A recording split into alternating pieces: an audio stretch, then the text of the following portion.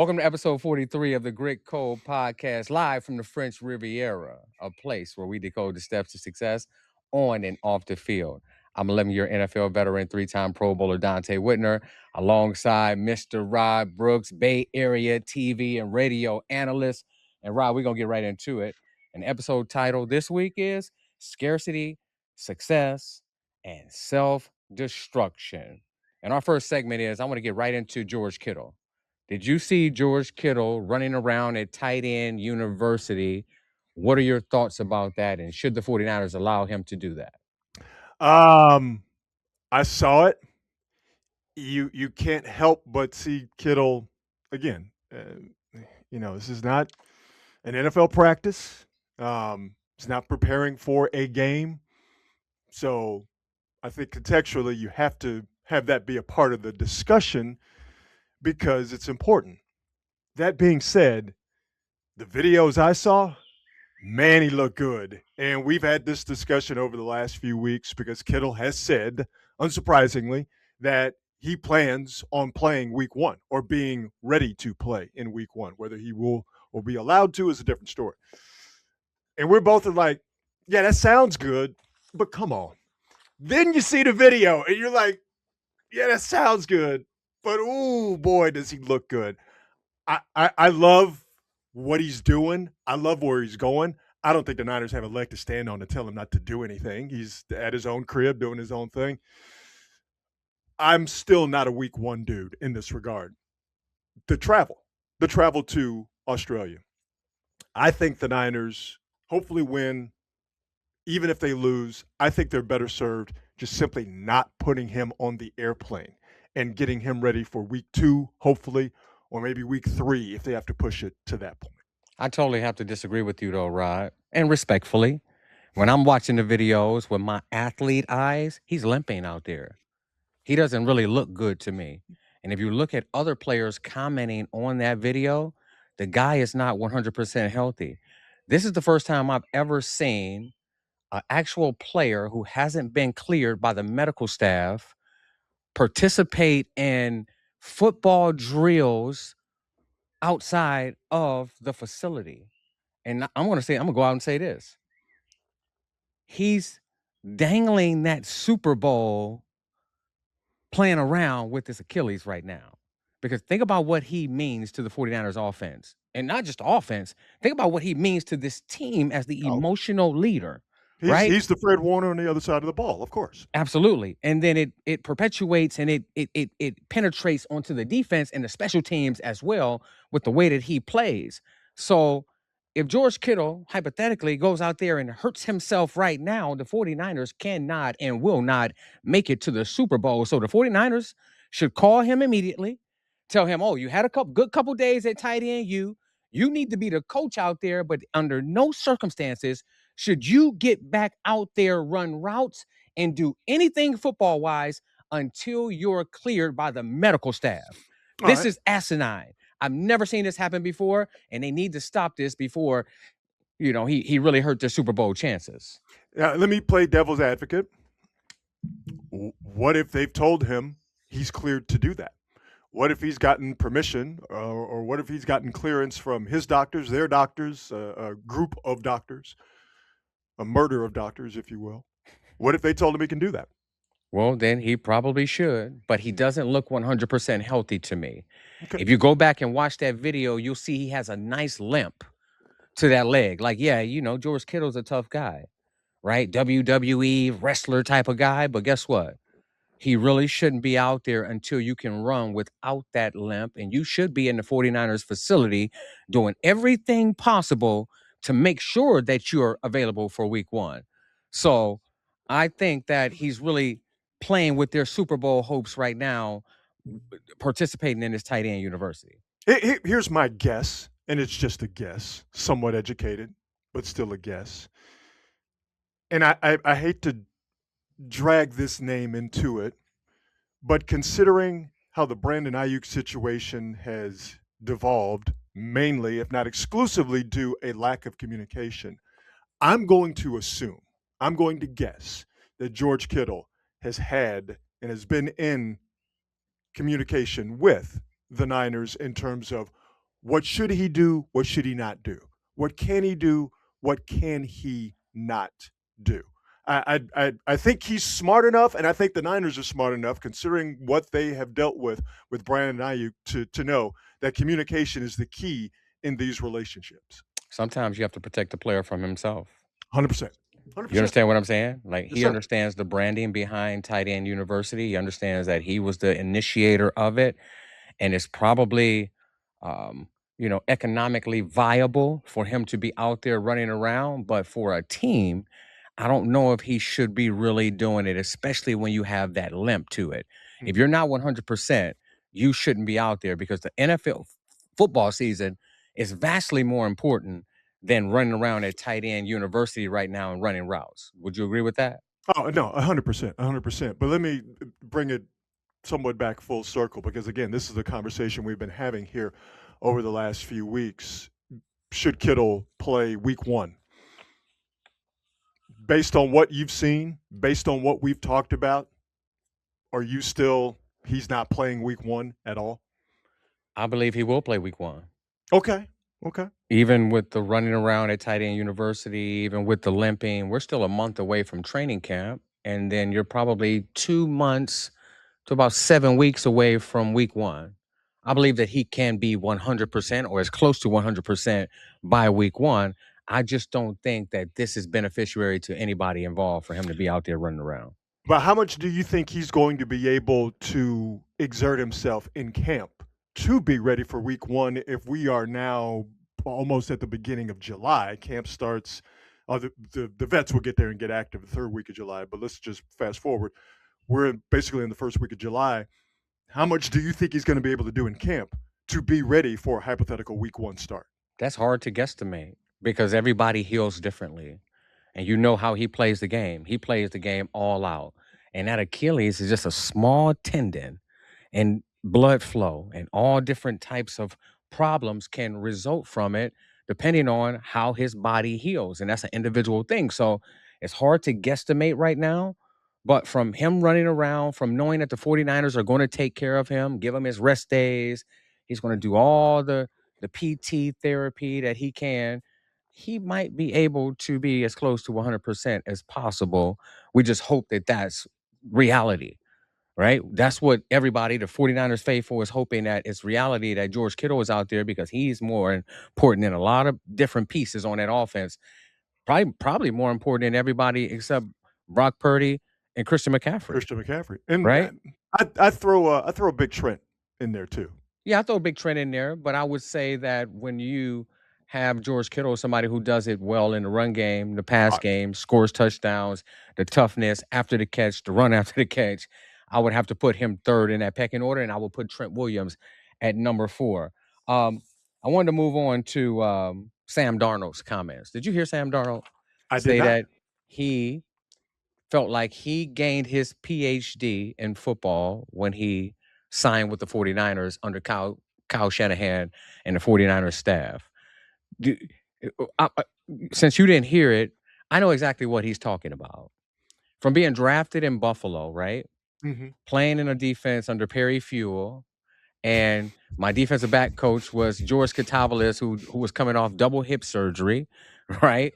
And we played the most basic coverages with no pass rush, and we basically got our ass torched each and every week by Tom Brady, and we were the worst defense in NFL history for about 3 consecutive years. And then when I get over to San Francisco and I'm under Vic Fangio and Ed Donatel, I learned and I got my PhD in football and defense being under Hmm. them. And one of the Hmm. examples is a small thing like this. You're a safety, you're back there. If you're trying to manipulate the quarterback, a lot of safeties, if they go to the middle of the field showing cover two, cover four, they just turn their shoulders, right? Right. Everything is shoulders. So if I'm to the backside of the defense and I know I'm going to the middle of the field, I can take 2 read steps straight back, keep my shoulders square to get the quarterback off of that read. And that's just a small thing, but it's a big thing when you want to manipulate quarterbacks. So I understand what Sam Darnold meant. He Hmm. understands that Kyle Shanahan and his staff is so intricate in their teaching, their learning, and their understanding of the game that anybody comes to this offense, you're immediately going to pick up things that you're not going to pick up from the other coaches in the National Football League. And that's why I tell people all the time, all coaches aren't equal. You might get some nepotism. You might get somebody that get put in position, but then you get coaches like Kyle Shanahan and his staff who study the game, eat the game, drink the game, sleep the game, and they're one step ahead each and every day at practice. And then they put the players 10 steps ahead of their opponent. So, Yep. how do you feel about Sam Darnold making that statement? Well, a couple of things. Just hearing you talk about your Buffalo days, and particularly Perry Fuel and your DB coach, I have to laugh because I've Donte does not remember those days fondly, No, folks. I don't like those Just to guys. let you know. So I laugh about it because he can laugh about it now. Because man, the stories, ooh, good God. But yeah, no, I completely understand what Sam Darnold is saying, even without hearing what he was saying. Remember how terrible let me put it this way, how bad of a place he was in his career. Yeah, he had that kind of soft little cushy landing spot with the Carolina Panthers, if I'm remembering correctly, once he got away from the Jets. But Sam Darnold was probably one step out of the league, or at least one step into being a career backup quarterback. And in no way, shape, or form on the trajectory that he eventually got on, which is being a Super Super Bowl Bowl champion champion. quarterback. So getting to Kyle Shanahan and getting that quarterback rehab, again, you can understand exactly what he meant when he said he got a PhD from being with Kyle Shanahan and being in that offense and learning. And again, learning the nuances. Remember, what was Sam Darnold most famous for?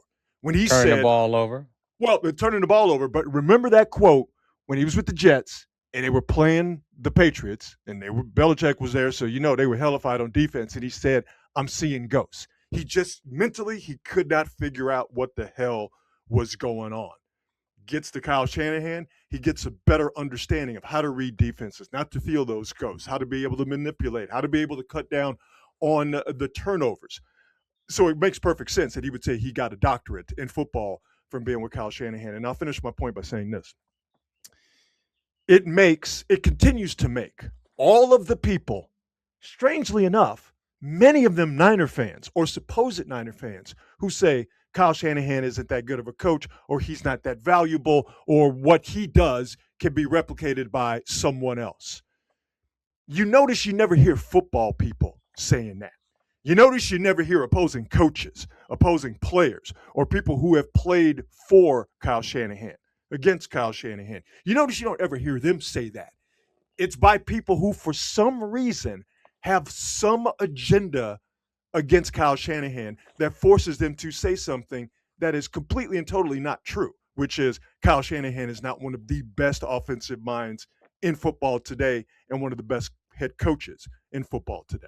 And I don't think just head coaches in football today. I think you have to go throughout history, because the way that the guys talk about him, how he consistently attacks defenses, and I Mm-hmm. guarantee you in those meeting rooms, he's talking about the small things, intricate things. The nickelback is looking here. His left foot is up. He's 3 yards from the line of scrimmage. The defensive tackle is in this position. They're going to run this defense.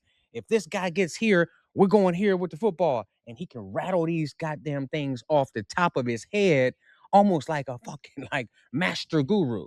That's how the top players, that's how the top coaches do it. That's how Vic Fangio did it. Vic Fangio would come in the meeting room and tell us, hey, I don't need you guys to go home and watch film. I need you guys to just pay attention right here for this hour and a half, and everything I tell you to take down, take a note and remember it for the game. He'll say, Whitner, we're going to run an all out zero blitz. I just need you to make the tackle on this guy because they're going to throw the ball to your man at 6 yards. And his favorite move is to turn outside. And I need you to go down low so that he doesn't break the tackle and get him on the ground so that we get off the field. Think about how intricate that is. And he would say, Ahmad Brooks, I need you to the backside of the defense. When they give you a slide protection, I need you to just look to the left, and then they're going to slide away from you, and you're going to come off and get a free sack. And we get in the game, and the shit happens. Think about that, right? We're not guessing. We're not expecting. He's like, this is going to happen. And if you ask all the players that played for Vic, it happened every time the way that he said it. That means that you're not just a coach, you're a guru at what you do. You're top 1% of what you do. and that's why they continue to win so many games. A coach's main job is to put their players in a position to where they can use their talents, their brains, their bodies that they've built to use their talents to do their job. Put guys in a position to where they can succeed, they can win individually, you can win as a collective, and everybody will eat. Absolutely. I want to keep it in the NFC West right now, Rod. I think that momentum is brewing for Aaron Donald to come out of Yeah, man. retirement and team up with Myles Garrett. Yeah, How is man. that making you feel? And could he still be as dominant as he was before he retired? Yeah, you ain't gonna get me to say nothing bad about the man. He's one of the greatest of all time. Um, he's in shape. All right, he out there throwing 125-pound dumbbells around like it ain't nothing. So he's staying in shape. The man trains with knives. Like Google that. Aaron Donald. You've seen that video, right? I've Aaron seen it. Donald. I've Yeah, seen it. like the man trained with knives. I mean, he is a certified badass. So I think he's coming back. How does it make me feel? Kind of queasy, to be quite honest with And I know that everybody in the NFC West and around the league feel queasy as well. If Aaron Donald comes out of retirement, they will be the most defensive. I mean, if Aaron Donald comes out of retirement to team up with Myles Garrett, they will be the most dominant duo in NFL history. Almost like unblockable.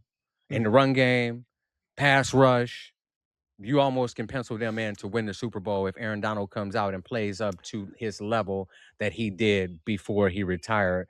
So I know that most of the people in the 49ers and the faithful, they hoping that he stays on the couch. But what it looks like is that the momentum is brewing and it's just too good to pass up. Yeah, no, 100%, 100%. I'm blanking on his name. Hopefully, I get it right. What was the name of the Niner offensive lineman that gave Aaron Donald? Was it Aaron Brunskill? Yeah, I think it was I think yeah, Was that it would give. Brendel? Or was it Jake Brendel? Oh, I forget. Oh, let's see if I can look it up here. But they need to bring back that guy just to have him around on the roster I'm telling you, because he gave Aaron Donald fits. he did. But I don't know if they're going to continue to be able to give these boys fits, man, when you got to worry No. about this Myles Garrett kid. But hold up. That's only two of them. You got Brandon Fisk over there. Hey, man. You got Byron Young over there. I mean, you got a bunch of guys over there. You could just go throw waves at people, and it's like it's gonna make it unfair for the Los Angeles Rams if this guy comes off the couch and enters into that defensive lineman room. Hey, get that ball out quick, dog. Man, I don't even know if that's it. Remember, you know, what was it? 3 runs in a cloud of dust or some shit that they 3 call like yards in a that. cloud of 3 yards dust. in a cloud of dust. That's how you're gonna have to play there.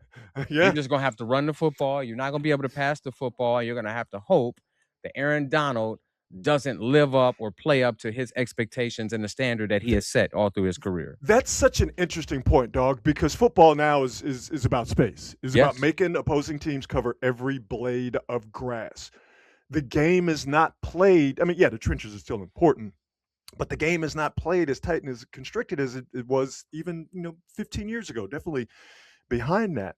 It'll be interesting to see if the Niners, when they do play the Rams, if they have to and if they can play the game in a phone booth. Remember how they had to do that a lot with Jimmy Garoppolo, and they were able to succeed because they had that strength in the middle. I wonder if they are tasked to do that here in upcoming the 2026 season, if they'll be able to revert to that and have some success with it. Hopefully they don't. I'm telling you. But I want to move on to another segment. Did you see Joe Hayden? Remember Joe Hayden? He was one of my former teammates in Cleveland. Sure. Yeah, I remember. He talked about getting a 5-year, $50 million deal and basically Oh, spending all of it. I saw that. And Yeah. then his signing bonus was 26.6 million and his salary was 12 million after taxes. It was 7 million. Why do we keep hearing these guys talk about how much money they spent, Rod, and why don't they get it? Um, a lack of financial literacy. And just thinking, I mainly it's youth. You think your career is going to last not forever, but you think it's going to last 12, 15 years. You think the money is going to keep rolling in at the rate you're getting it at the beginning. You think it's going to keep rolling in at that same rate. Obviously, that does not happen. So ignorance and youth, which runs together a lot, to me, that's the main thing. Like the different sport, NBA draft just happened a couple of days ago. There was one young man, I forget his name, but he had on a diamond brooch that was like worth $5 million, and on another piece of jewelry that was worth like $7 million. I gotta call bullshit on that now. You know, we talk about those The moissanite. that moissanite, and we talk about these Well, lab grown diamonds, and we talk about everything. Bullshit. I mean, you might be right, but what the story he's putting out there is that the stuff he was rocking was worth $12 million He's or a something goddamn like that lie. together. So if we are to assume that he's not lying, or we're going to give him the benefit of the doubt that he's not lying, if he's not, then he's stupid. You You know can't what I sell mean? me bullshit. We know the prices. You understand? You can't sell me bullshit. We know the prices. I'm gonna tell you exactly what the hell is going on. The financial advisors in the NFL are failing all the players. It's this fake system of teaching guys financial literacy, but it works against the owner's business model. And I'm gonna say it again, because if 90% of the guys understand passive income, understand how to leverage with LMA loans and do multi-unit apartment complexes, and get a second form of passive income, and then they get to to private equity, and they start buying up businesses and dental practices and another third form, you'll never hear this. But I really just want to go into the numbers real quick and really set this shit straight, because I'm sick of hearing this. Mhm. Right? Historically, the S&P 500 returns about 10% a year. So if you have $7 million, right, Rod, and you put that in the market for 10 years, don't touch it, you don't withdraw anything, you don't add anything, do you know how much money you would have in 10 years?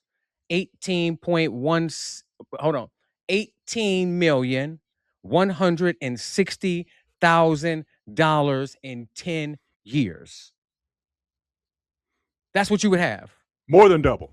More than double, Way more than double. almost triple. And that's returning almost just 10%. And if you start to withdraw and you get a 5% yield for passive income, you can make $350,000 a year off the 7 million and live off of it. You want to know why the players are losing all the money?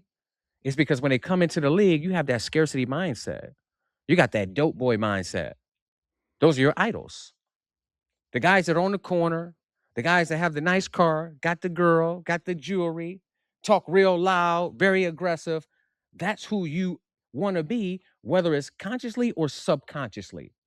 There's no other role models in your life that you've seen do it properly, that you've seen do it with patience, that you've seen not take the instant gratification of the money when you come into the league and go buy houses and give your mom and dad $1 million and give your brothers luxury cars. You have to take 5 to 7 years when you come into the league and still live like a college student. You have to get a top 1% financial advisor, and your whole goal should be to meet your fixed costs and exceed it. Your fixed cost is your annual bills.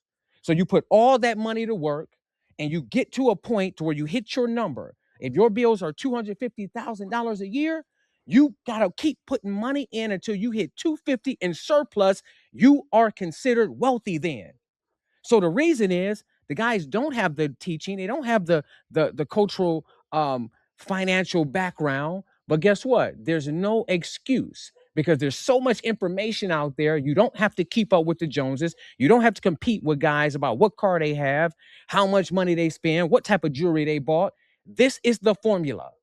You take the money when you first come in, you don't go out and buy liabilities, you put it all in the public markets, you get to a number, you get you an LMA loan, and you leverage against that, and you do multi-unit apartment complexes for a second form of passive income. And then the third thing is, once you get to a level, you can like play in the private equity market where you can buy up businesses. That is the formula for success. So guys, do not run out of money. So I don't want to hear any more Joe Haydens. I don't want to hear any more Odell Beckham Juniors talk about the money is not enough. The money is enough. Your training, you don't have the training, and you need the training. If you get it, you can live like this forever. But considering that Odell Beckham Jr. and I think he might have signed with somebody, but The Giants. he's at the end of his career. Joe Hayden, He done. retired. It's too late for those guys, right? Like it's Absolutely. You got a to small me, window. right? To me, the lessons that are there to be learned are learned too late, which goes back to my original point, which is the youth and the ignorance that run hand in hand. They don't know ignorance, and the youth tells you, well, I'm going to play this game for 12 to 15 years, and they're going to keep paying me a high salary for the next 12 to 15 years, which, as we know, considering the average NFL career only lasts, what, 3.5 years, maybe even Absolutely. less, that's not true. So it seems to me that these guys are talking like, if I knew then what I know now, I wouldn't be on this podcast talking about $20 million just wasn't enough. Absolutely. And this is why I'm doing this. This is why I'm saying this. So This everybody is why out we there started it. listening, everybody out there listening, when you initially come into the NFL, you take that money, you don't buy your mother a house, you don't buy your father a house, you don't give money to your brothers and your sisters and your family. You sit down with a top 1% financial advisor at the top of the game. And they're going to tell you you have a small window, 5 to 7 years, to start to develop passive income to meet your fixed costs. If you do anything outside of that and you buy liabilities, you're probably going to end up in a destructive financial position. Period. You don't have any other choices. There's no banking on the second contract or the third contract. You have to do it initially when you come into the National Football League. Upon signing that contract, that money should be put in the public markets and be put to work. So when they always talk about make money while you sleep, that's what they're talking about. The public markets, companies that exceed and continue to accelerate and create value for you. So if you don't do that, you don't have a chance. So as an African American coming into the league and not knowing these things, everything is set up for you to lose and for you to have like financial destruction. So if you really want financial health and well-being, you would listen to me right now, stop what you're doing and actually pursue the education behind it. That's what everybody should do. Um, when you sit down with that financial advisor, you Yes. should bring your moms, your pops, your uncles, your cousins, your brothers, your sisters, and a couple of your boys because they need to hear that too. Absolutely. And the number one question that you Bring should ask them, everybody into the mix so the they can number one all hear the question you should spiel. ask them, Rod, is what's your track record? What's your returns? Mm-hmm. And if it's not 9.98% on average, like the S&P 500, which is free, does, you don't hire them. I need an advisor that can outperform the S&P 500. That's the benchmark. Majority of the retail advisors that the players use return only about 3% annually and then take 1% from you. So that's 2% on your money. 3%. 3%. They underperform the S&P 500, which is free, right? Damn. Drastically. And they'll manipulate you and tell you, oh, you're on your way to building generational wealth. Behind the scenes, they in the back talking about, yeah, dumb nigga. He gonna run out of money. Let's charge him on everything we can before he runs out of money. They don't really want to teach you. Mm-hmm. So it gets deeper. It gets deeper. I just want to let the folks know that Donte lives his raps. Okay, I've been knowing D for damn near almost 10 years now, almost 10 years. and the discussion that this game you're getting right now is what I've heard Donte talk for years since I first met him, and over the last few weeks, if you've noticed, Donte has circumnavigated the globe. All right, he All was in passive Bali. income too, right? He was in Bali. He was Fiji. in Australia. He's in Fiji. He's been in France for the last couple of weeks, and he lives in Miami. You don't do that unless you have some Passive income. understanding about how to deal in high finance and how to have the money to where you can circumnavigate the globe at your leisure. And it's a Jay-Z lyric that's perfect. He say, yeah, you balling, but the only thing you leaving out, you're a candle in the sun. That shit don't even out. Mm-hmm. That means like, yeah, you hot right now. right? That candle is going to melt, that flame. And when you put it in the sun and all the different pressures and circumstances that come with it, it melts even faster. So you shouldn't do all that good balling when you come in. You have to have some patience, right? And then once you get to a level where you understand money, you can do all the balling you want for the rest Yes, of your sir. life. You understand? So I just had to use that. Um, I want to talk about my trip to Bali. You brought that up. My trip to Bali was one of the most spiritual and awakening times for myself. Hmm. And I'll say this strictly because I was a big marijuana user. Love to smoke me some weed. You understand? Roll it up, smoke it. I was probably up to about 6, 7 goddamn blunts a day, Rod, Damn. for about all through my playing career. And then it even intensified more when I retired. And if you know anything about Bali, Indonesia, they don't play with the marijuana. If you No. get caught with weed, they might execute you, or you're at least going to do 10 to 12 to 15 years in prison. So going there, I was actually the first couple days trying to find weed. Do you know how dumb that is? Because if you get caught with it, it's a wrap. It's a wrap. But do you know how drastic my weed addiction was if I'm willing to risk that? Hmm. And I got scammed twice. I'm on Telegram looking for guys and sending the money. They never showed up. And I was willing to do it again. I got scammed twice trying to find weed. Man, you could have got So set up. absolutely. That could have been the government looking to It get could you. have been the government looking to get me. And guess what? Mama Bali healed me. Hmm. I went 7 to 10 days with the shakes, diarrhea, couldn't swallow properly, felt like I had anxiety, felt like I had depression. I'm sweating at night. I couldn't eat. I felt like I was detoxing on fucking heroin, man. Do you hear me? I But hear once you. I got to the other side of it, I had so much more clarity in my face, clarity in my brain, clarity in my thinking, right? I felt like myself again. And I say this to say that there's a lot of current, former athletes, and even just normal people that smoke a lot of weed, right? Get off the weed.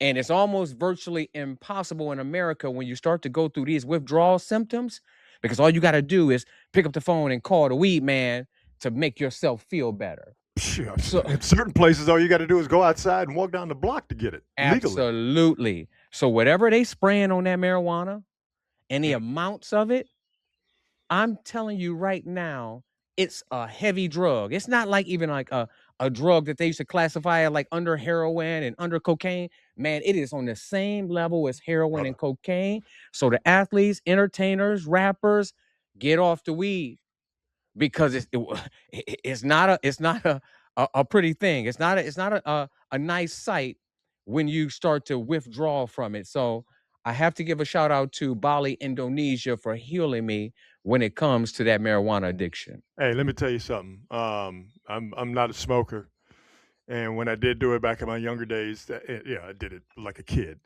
Um, I've heard people say the same thing you're saying about how potent this stuff is Oh my God. nowadays, dog. I'll tell you this.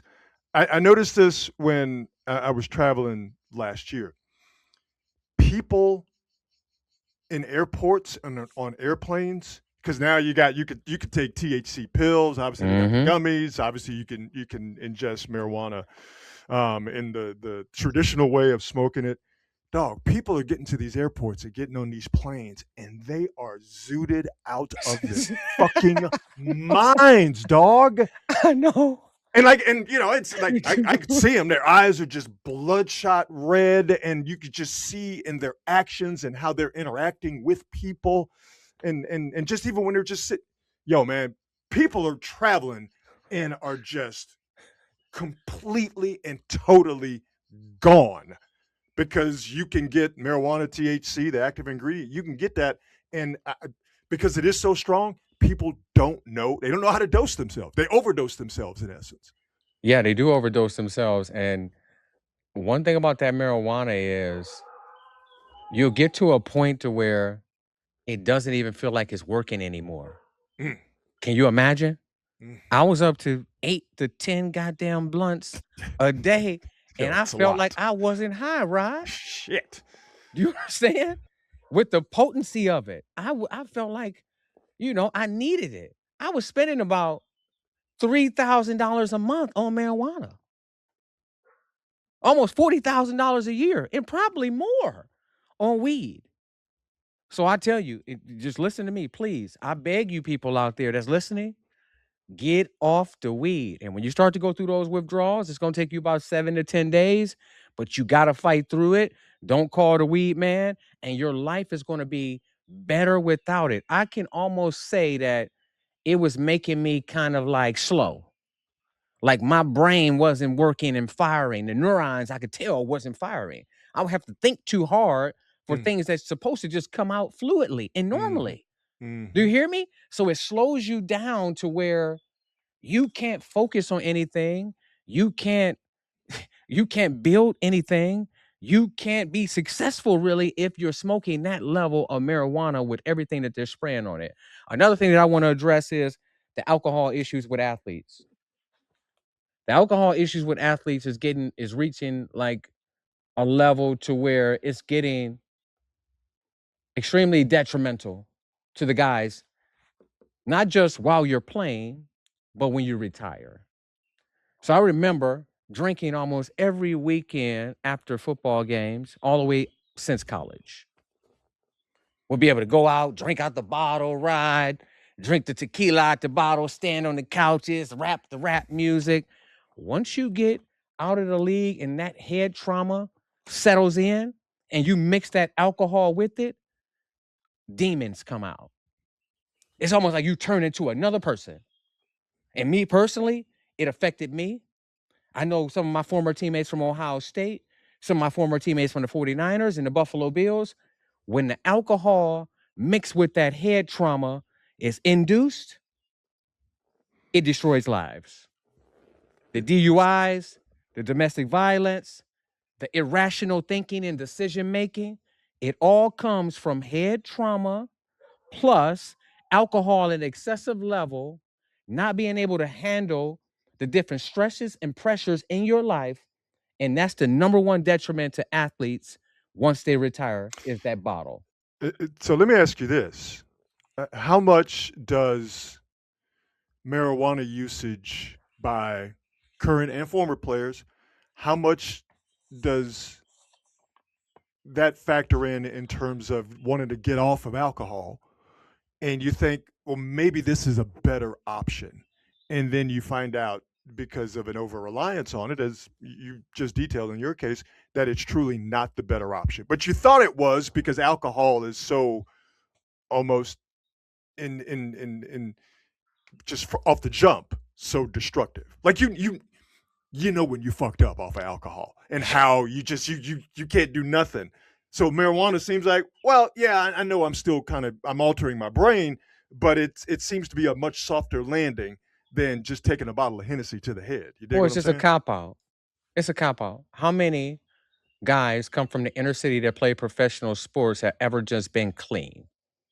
No alcohol, no marijuana, no cocaine, none of the hard drugs, no cigarettes, no tobacco, no nicotine, nothing. How many have been clean? And you want to know why? Because majority of us have that trauma stored in our DNA from our parents and grandparents. And that's why guys are severe users. So I can't really answer that question because we're all looking for an altered state majority of the time. We don't even know how to be sober. And I'm telling you right now, sobriety is the number one thing that can help propel you to success when you retire. Well, If you're not sober, you almost have zero chance to be successful. And you're just sitting at home, you just own the bottle, you're smoking the weed, your mind is altered. That's almost every guy that retires from the National Football League. They're in an altered state more than they're not in an altered state. Do you know how scary that is? well, I And can a lot of imagine. it comes from childhood trauma and the DNA of our parents passing it on to us. So you have to be aware of this and fight this like this the greatest fight of your life, really. especially when you don't have the game of football and you're going through anxiety, depression. You might have your identity stripped from you when the game is taken, and then you want to turn to the bottle and turn to drugs. You almost have zero chance to be successful. Yeah. So I think that'll do it for this episode. We really got really deep today, and I really like it. I really like getting deep like that, and we're going to continue that on this podcast. But closing this out, success won't save you. Money won't heal you. Fame won't complete you. Healing yourself is the greatest investment you'll ever make. And I have to give a shout out to Bali, Indonesia. The sound baths, the gyms are just phenomenal. The cold tubs, the hot tubs, the sauna, they count macros. I thought I was going crazy, losing my mind in America, counting my macros, and people telling me, Whitner, why are you counting macros? And then I get to Bali, everywhere you go, they count the macros for you.